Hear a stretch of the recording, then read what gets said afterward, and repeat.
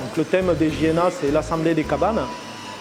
On s'est beaucoup appuyé sur un petit livre de Marielle Massé qui nous permet de penser les cabanes. C'est-à-dire que les cabanes, ce ne sont pas forcément des objets, mais aussi c'est peut-être un mode d'intervention, une allégorie pour venir s'installer dans le monde.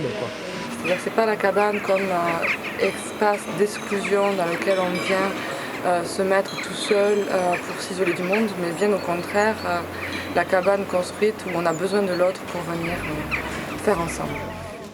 On a pris donc la thématique des cabanes comme métaphore en fait de trouver d'autres manières de vivre aujourd'hui au regard de questions climatiques. L'idée c'est que tout ça, ces cabanes, c'est de rendre habitables les JNA et qu'on ait une espèce, qu'on retrouve un art de vivre et un lieu où on puisse s'installer et trouver le maximum de convivialité. Je crois qu'il y avait cette volonté de la cuisine d'abord de reconnecter avec les gens qui sont là, avec le village, avec ses fonctions premières en fait, de centre d'art et de communication, pas seulement autour de l'architecture ou de l'art, mais vraiment des modes de vie. L'objet, ce qui est sous-tendu devant chaque installation et chaque acte, c'est de dire bienvenue. Il faut dédramatiser l'idée de l'art contemporain un peu, voilà, c'est ce qu'on essaye aussi de faire ici. Mesdames, Messieurs, c'est un grand plaisir de vous recevoir ici pour la 4e édition de ces Journées nationales de l'architecture, ici dans ce château à Nègrepelisse, où vous avez pu le constater depuis ce matin, ça respire la vie, ça respire la convivialité et ça inspire pour le futur. Et alors là, il y a toutes les instances qui s'y mettent. Hein. Attention.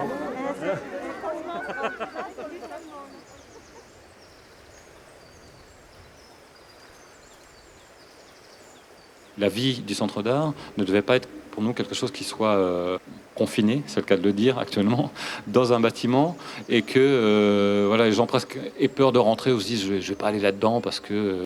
Et de penser plus par rapport aux relations qui peuvent s'établir autour d'un vide, le vide de la cour, et que ce vide puisse devenir justement le réactiver, ça veut dire créer les conditions qui vont permettre, et entre autres ce qui est en train de se passer aujourd'hui, et c'est pour ça que ça me fait très plaisir d'être là, c'est-à-dire qu'en déployant le programme de façon périmétrale par rapport au vide, on crée toutes ces relations, c'est-à-dire que pour aller d'un endroit à l'autre, on sort, on traverse la cour, on passe sous le porche, ainsi de suite, et c'est tous ces éléments-là qui nous semblaient pouvoir apporter quelque chose de beaucoup plus...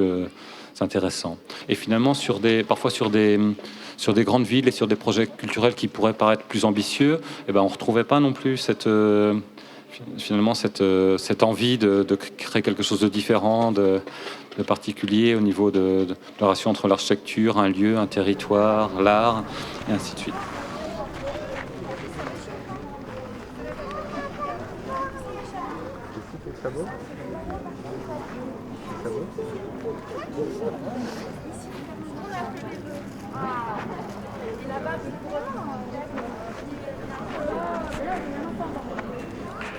Nos cabanes diront quelque chose de ce monde de violence en tout genre, de vulnérabilité, de confiscation, de destruction des sols et pourtant aussi d'espérance, de bravade et d'imagination pratique.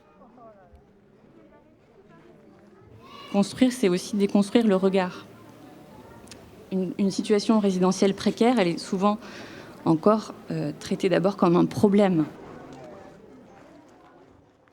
Et donc une architecture qui serait socialement utile, c'est une architecture qui ménagerait la possibilité aux habitants de se trouver maîtres de leur environnement et d'avoir à disposition les outils, les conditions pour le transformer et le faire évoluer. Et là, ça ouvre des pistes parce qu'évidemment, on pense aux possibilités de co-conception, que le temps du projet, le temps de l'imagination du projet, de la conception, du dessin, ça peut être un temps de débat et de discussion partagée.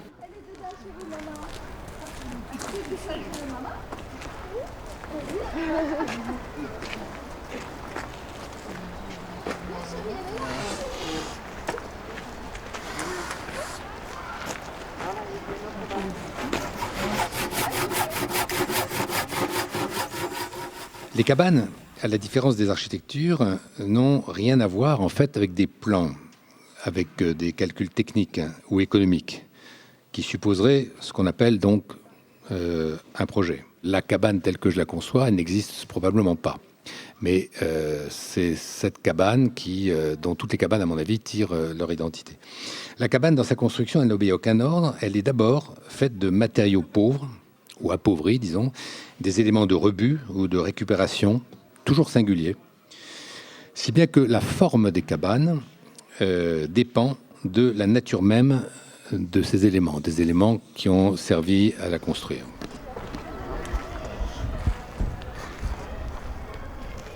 Archcrowd, arch, c'est le nom des structures qui sont juste derrière nous. Donc c'est cette forme de voûte. Et crowd, en fait, c'est la foule.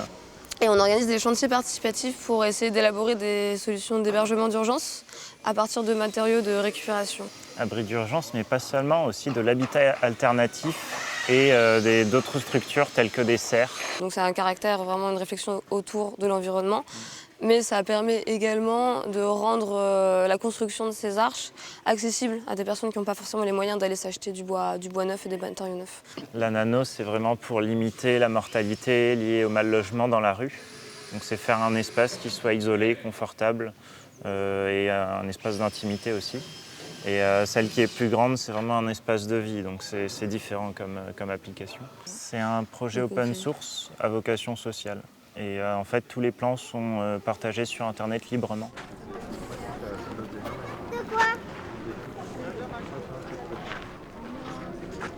Puis le jeu des surfaces, tu sais, sur les profondeurs et tout ça, c'est hyper beau.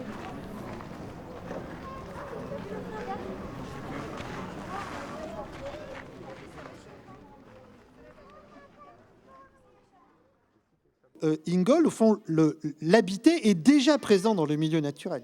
Et l'architecture va être le prolongement du lieu naturel, ne va pas être une construction qui impliquerait une dualité par rapport au lieu naturel. Dans cette perspective, la construction découle de l'absorption préalable de l'homme dans son milieu, en tant qu'il y vit et qu'il y séjourne. Ce que j'appelle dans mon dernier travail, l'immersion. Il faut qu'on passe d'une pensée écologique de la dualité, de l'interaction, à une pensée de l'immersion. Et Ingold, me semble-t-il, dans ses articles, essaie au fond de ce qu'il appelle modèle résidentiel, c'est au fond le modèle qu'on appartient déjà à. Donc on n'a pas à construire quelque chose d'autre qui serait en contraste avec le milieu naturel et qui viendrait le déterminer comme une projection culturelle. Nous appartenons au milieu.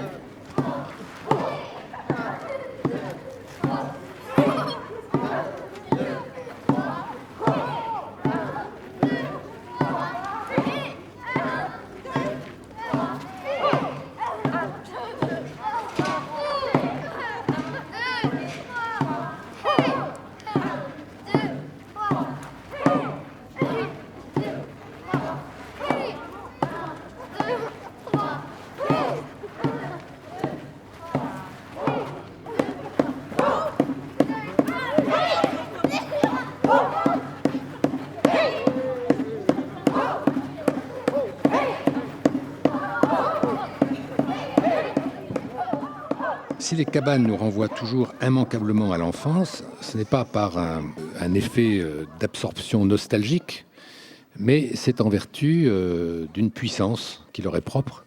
Donc quand Vitruve évoque les premiers temps de nos sociétés, il commence par ce mythe de la construction des cabanes, qui aura beaucoup de conséquences pour la théorie architecturale. Le principe de Matisse dans son projet, c'est de proposer l'esprit de la cabane, donc pas forcément un espace clos, mais de retrouver un espace en lien avec la nature. On a profité de l'arbre et là, tel qu'on le voit maintenant, c'est une préinstallation, mais nous nous retrouvons avec Matisse pour terminer la mise en place avec des toiles tendues, avec des tissages dans l'arbre, des choses suspendues qui viendront compléter cette installation.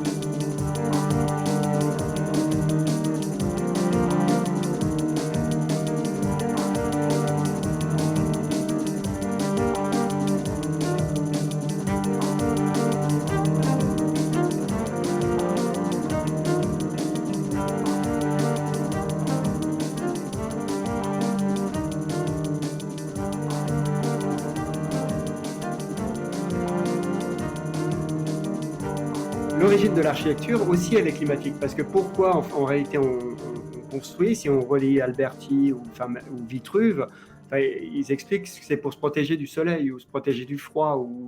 C'est-à-dire que l'architecture, à la base, c'est ça. Là. Pourquoi on construit une maison, en réalité, c'est parce qu'on ne peut pas être tout nu au milieu de la neige, sous la pluie, quoi. Donc c'est ça la raison fondamentale de l'architecture. Donc l'origine de l'architecture est climatique, la finalité est climatique, et donc est-ce qu'on ne pourrait pas se dire aussi que les outils, les moyens peuvent être aussi climatiques? L'émission de CO2, on voit que 39% des émissions globales sont émises par le bâtiment, par le secteur du bâtiment. Par titre de comparaison, les avions, c'est 2%. Donc on voit que les architectes et tous les gens du métier de la construction, en fait, sont vraiment en première ligne pour combattre le réchauffement climatique, puisqu'il faudrait que ces émissions de CO2 soient réduites à zéro, quoi, si on veut.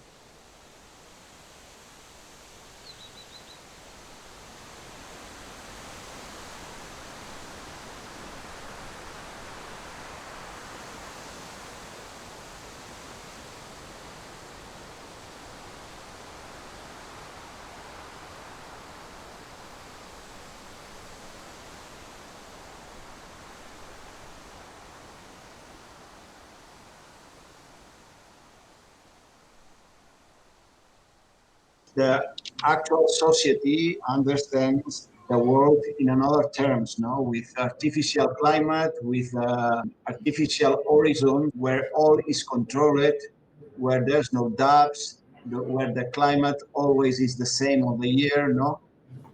Where at the end, the horizon you can touch. But I think that at the end, between us and the horizon, there's always space, no? This is the space for the questions, no? And when we design, when we think about habitability, when we think how to design the best way to habit the planet Earth, always we think with questions all the time. From the uncertainty of the process, we arrive to the different elements with the questions. This space between us and the horizon represents this question. And one of the elements that we need is the time. It's the most important treasure in life, I think.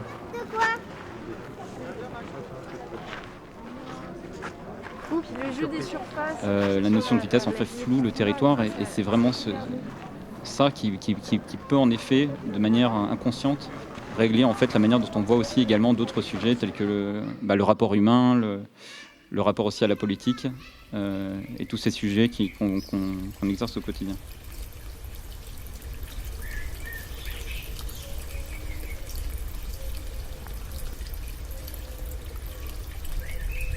Enfin, je vous lis le début du film. Nous voulons une ministre de l'Agriculture prête à sortir de 10 000 ans de lutte contre les plantes. Nous voulons une ministre de l'Agriculture prête à œuvrer avec la terre et les vivants. Et nous voulons une ministre de l'Agriculture qui écoute la terre et les étoiles. Moi, ça me fait rêver.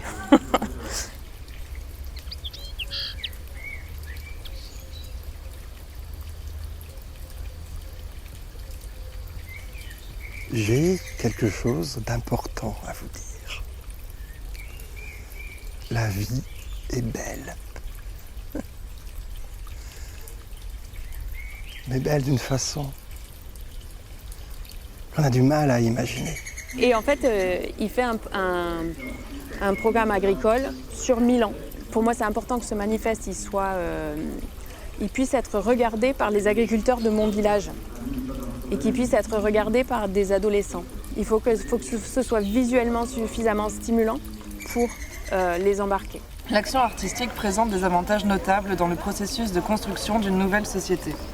Le langage artistique, symbolique, excède la rationalité et en appelant à des sensations et des émotions, ouvre un espace au non-savoir et à d'autres savoirs. L'action artistique questionne, incite à la curiosité et à la créativité qui permettent une ouverture vers autrui et une conception holistique du monde. Créant des relations, elles ouvrent sur la construction du commun.